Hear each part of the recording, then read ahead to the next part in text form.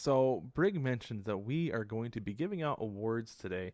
We figured it was enough time removed from the regular season that we had a chance to evaluate some things that we saw and give out what we're going to be calling our ridiculous awards. We Yep. each have 5 awards to give out. And Brig, let's go ahead and start with your first one. What's your first award? Well, I mean, I feel like you put me in a box by saying regular season. So Okay, got it. sorry. Yeah, go ahead with the postseason as I- well. That's just fine. thank you, because I got some playoff stuff that happens here, and I'm going to start there. I'm going to lead with the best fan moment. Okay. The best fan moment of the entire 2020 MLB season was when Rob Manfred is speaking and delivering the trophy at the end of the World Piece of metal as he Series, refers to it. and he get what? The piece of metal, yeah. The piece of metal as he refers to And he gets booed mercilessly. That was the best fan moment of the whole 2020 experience. Way to go. I literally tipped my cap. You guys nailed it.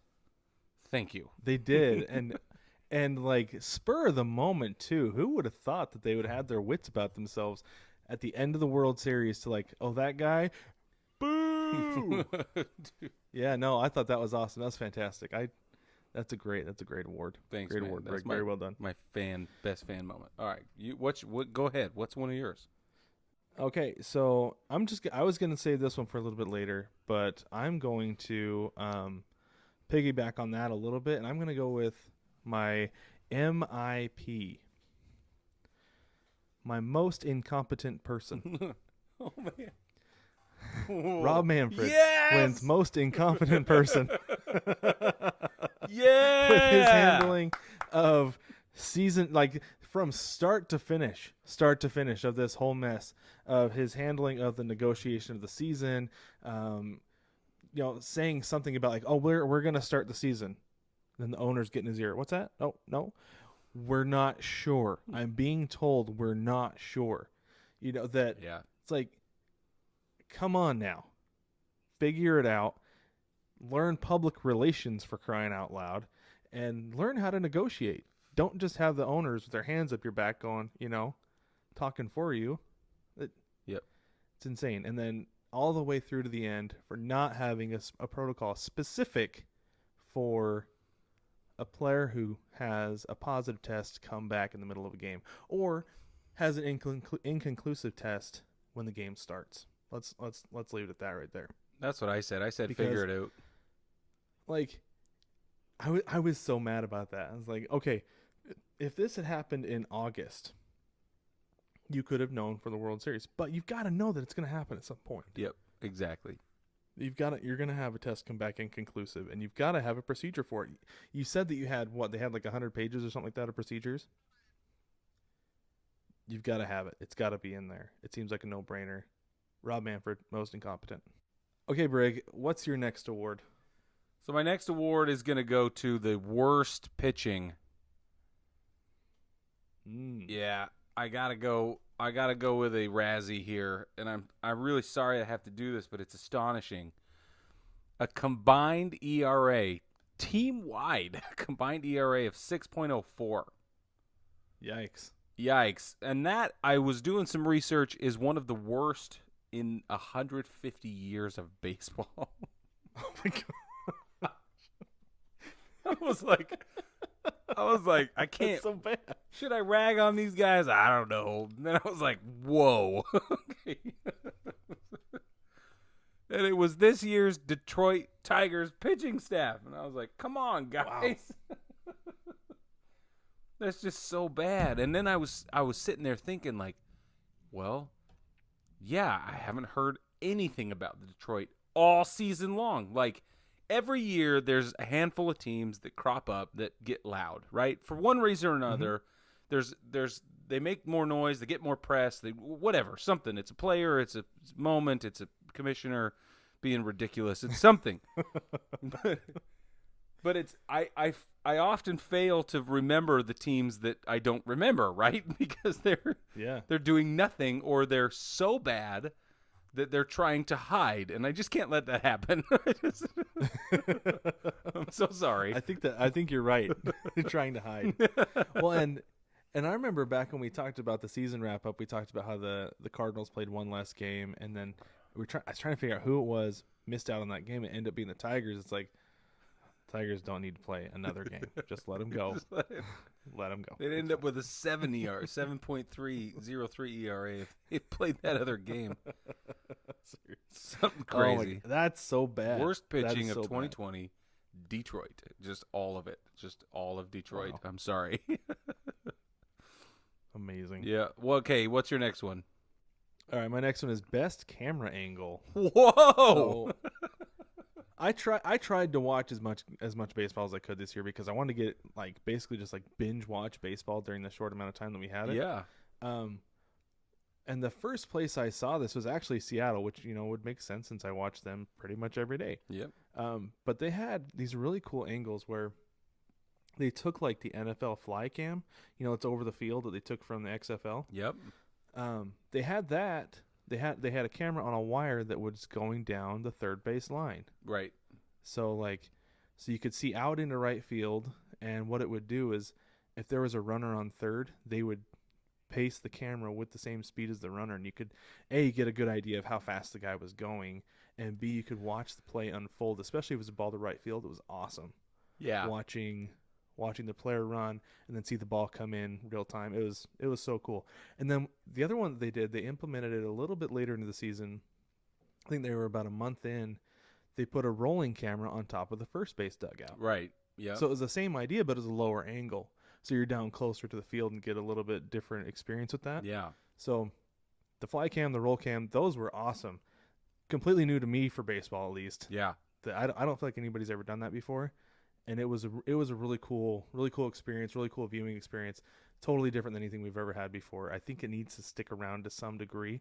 I know that rolling camera won't stick around because of fans, but if that fly cam can stay around, that'd be awesome. Yeah, it was pretty cool. Really cool. You and I talked offline about it a bunch of times, and it's awesome. Yeah. Loved it. All right. Let's go one more each, and then we'll take a That's break. what I was thinking. Okay. Because what, you have 2 left? I have 3 left. Do I have 3 left? We each... I don't know. All right, I'll go one more. Here's the deal. I'm going to go with most... which one do I want? Let's go with most improved performance. Okay. And it's ridiculous. Don't worry, I'm staying on theme here. Francisco Herrera made the most improvement this season than anyone else. Wow, that's a deep one. Explain yourself. Okay. Well, most of you may know him as Chico the Clubby in LA. Yeah. There you go. And I just don't think we should let it die. When he threw out Chris Taylor on a tag up opportunity from first to second in an intra squad play, and this guy, his name is Francisco Herrera, Chico is what everybody calls him, gunned him down, and oh man, from the warning track out in right center or left center. No, he was in left field. Yeah, it was out in left field. Yeah, and he. And everyone was like, what? First of all, he made the catch.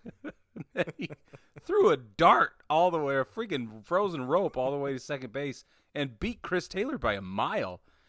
And so I did a little bit more research. He hasn't played competitive ball since college. That has been over 10 years. And I was like, "What?" At least they have an athletic clubby who can fill in. Yeah, seriously. Because I've seen some clubbies play. Not to say that I'm in the best athletic shape of my life right now, but I've seen firsthand some clubbies who I don't know if I've ever stepped foot on a baseball field in their lives. Oh yeah. So good on them for having a guy who can play, much less a guy who can gun down a big leaguer on a tag play. Yeah. No, it was pretty exciting. I shouldn't let it go. I did forget about about Chico. Oh my gosh. It was just amazing. How could I do that? It's one of the best stories of the That's whole awesome. season, I think. Oh, for sure. Yeah, tons of fun. Yeah. That's awesome. I love All it. right, one more from you. Okay. My next one is I've got to give a social media award to whoever runs the Twitter account for the Cleveland Indians. Because they have the best social media team in baseball. Like, they're amazing. So this honestly is not something that's new to me. This is something that I've like loved for years. Yeah. Following teams on Twitter. Right. They didn't just suddenly get an intern in who was like hilarious. No, they've had like a team doing really well for a while. And just to like give you a few. First, you got October 19th, after the Braves blew their 3-1 lead I believe, to the Dodgers. Yeah, right. Yeah, at that point it would I be. remember this. The 3-1 support group meets on Tuesdays, Braves fans. And let's see here. Somebody said, what was it? Somebody said something Are about the Yankees hosting this year or something like that. Oh no, it was are the Warriors? Yeah, I'm sure the Warriors will be bringing That's snacks. what it was. And they responded, "It's our turn, actually." And somebody said, "Thank goodness. What should I bring? Just your pain. We'll send over the agenda." Such great responses. Oh, yeah.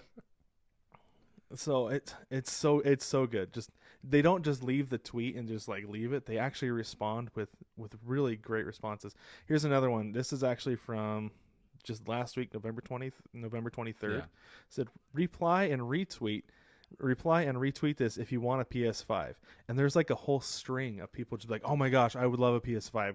There's girls, "Oh my gosh, give me a PS5 because then I won't have to buy one for my boyfriend." And somebody says, "Please, I would love one so much." And they said, "Us too. Stinks that they're sold out."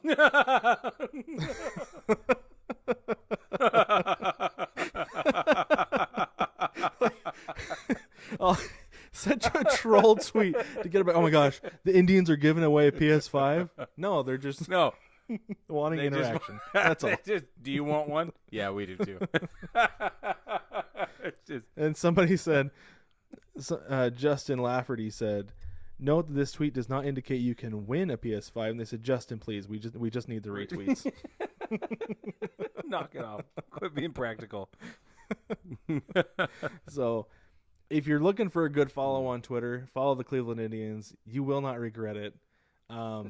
Yeah, I've loved that account for years now, and it continues to be outstanding. So good and so funny. That's great. But anyways, let's go ahead and take one more break. When we get back, we're each going to give our last two ridiculous awards, and you will want to stick around for these, I promise you.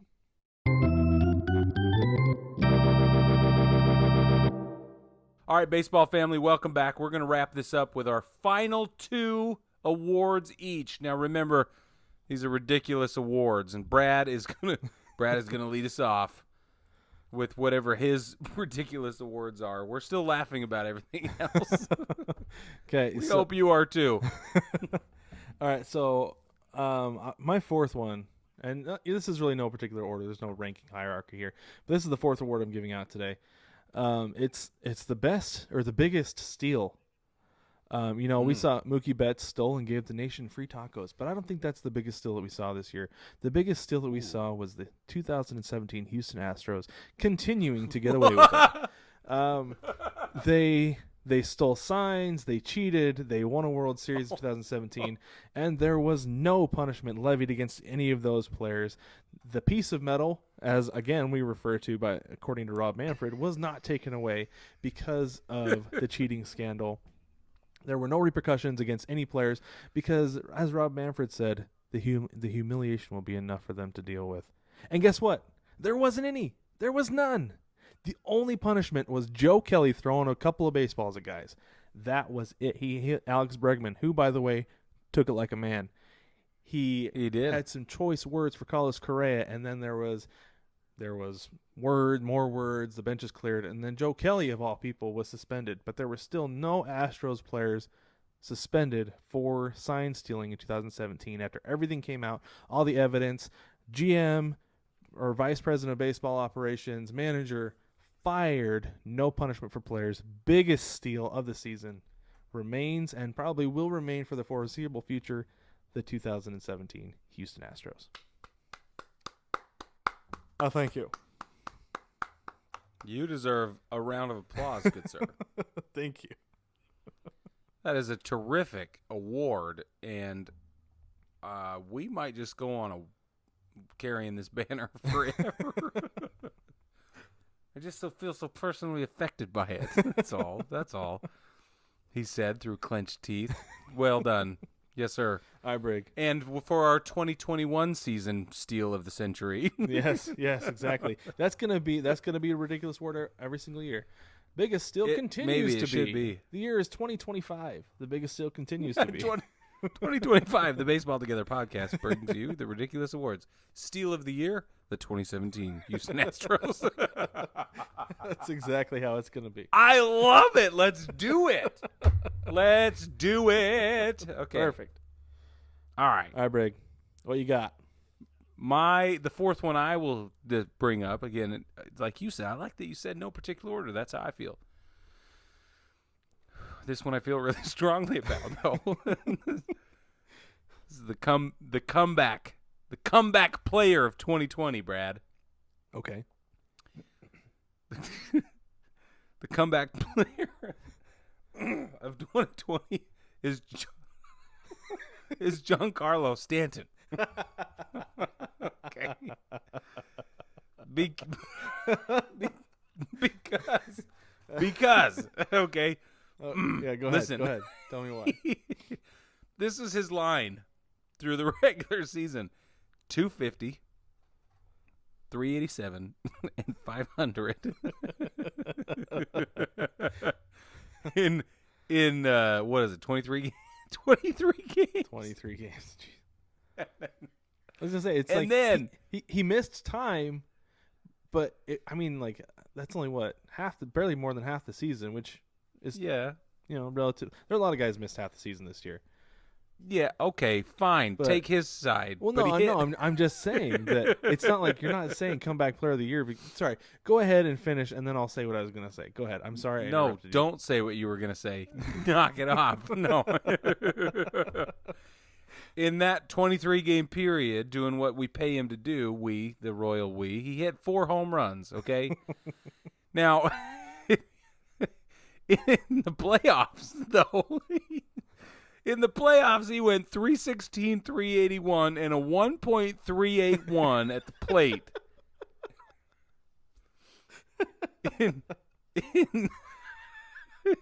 In 5 games. How many home runs did he hit, Brig? 4, Brad. He hit 4 home runs. See, that's what I was going to say. It's not that he went anywhere. A lot of guys missed as many games as he did. It's that he was just MIA on the field. Oh, do you want to look at his fielding statistics? Well, he was there. He didn't miss an extended period of time. He didn't miss the entire season to come back from. It's that he came back from being missing while he was found. He came back from being bad is what he did. He came back from almost violating his contractual obligation to be a member of the New York Yankees is what he did, Brad. Yep. No, that's what I'm saying. Jeez. Just kind of wandering around at Yankee Stadium, and then finally the postseason shows up. Oh, we're playing baseball? We decided to play baseball? Okay. Do you think he was there at the stadium? I think he's with tanning salon or something. I don't know what he was doing. Maybe making sure them pointy eyebrows was just perfect before he put on his helmet, and you couldn't see it anyway. More likely. That reminds me of another Yankees player that did nothing but wander around and elusively, also with intense eyebrows. Okay, so let's talk about Jacoby Ellsbury for a minute. Maybe.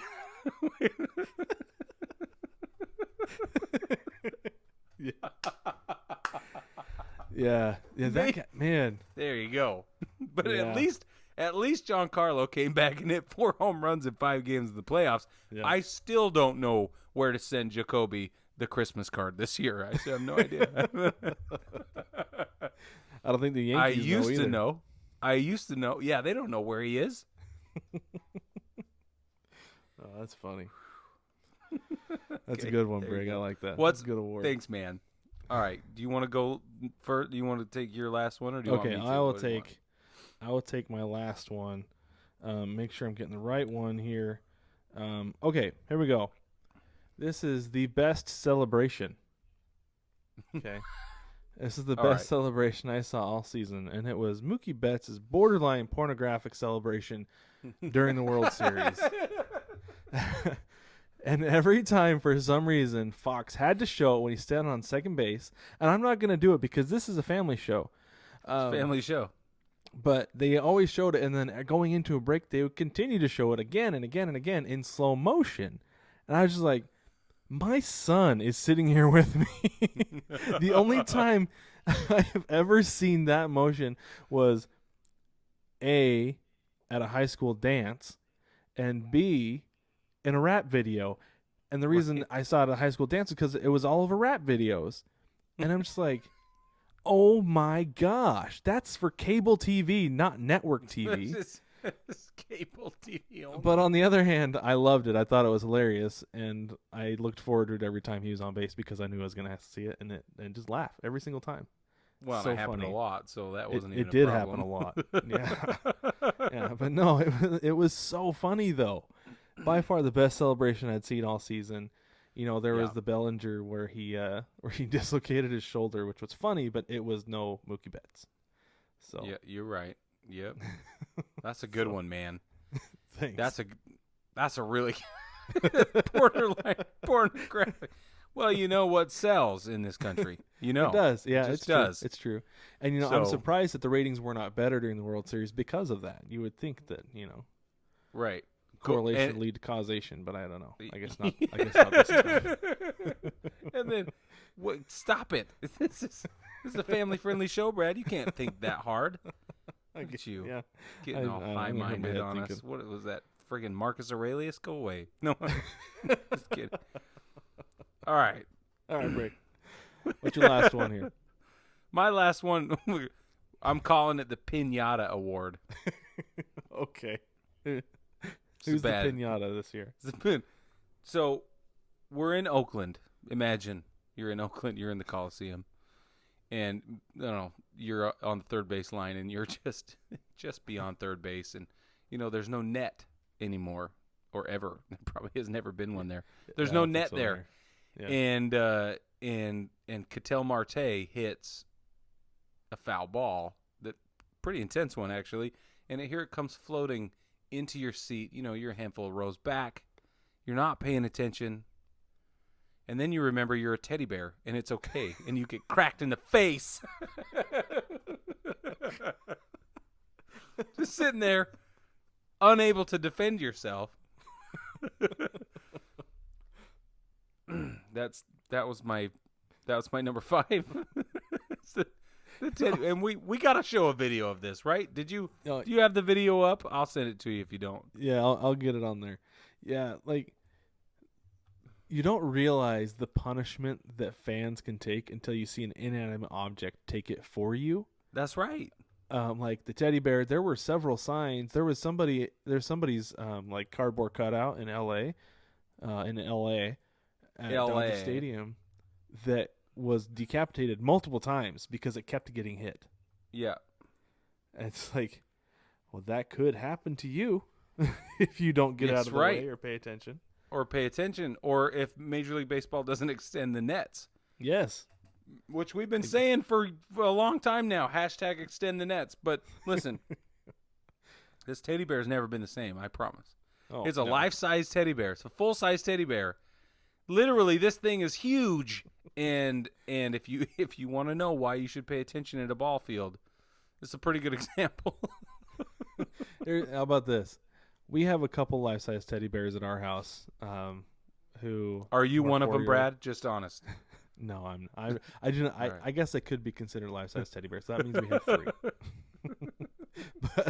but the punishment those things take from our 4-year-old, I can't imagine what a line drive would do to it, because I've seen what she can do to him. A line drive, man. Yeah. I'll get it up there so you can see. But for those of you wondering, the teddy bear's fine. Everything's fine. But it's really important. Anyway, that's my the Pinata Award. The Pinata Award. Yeah.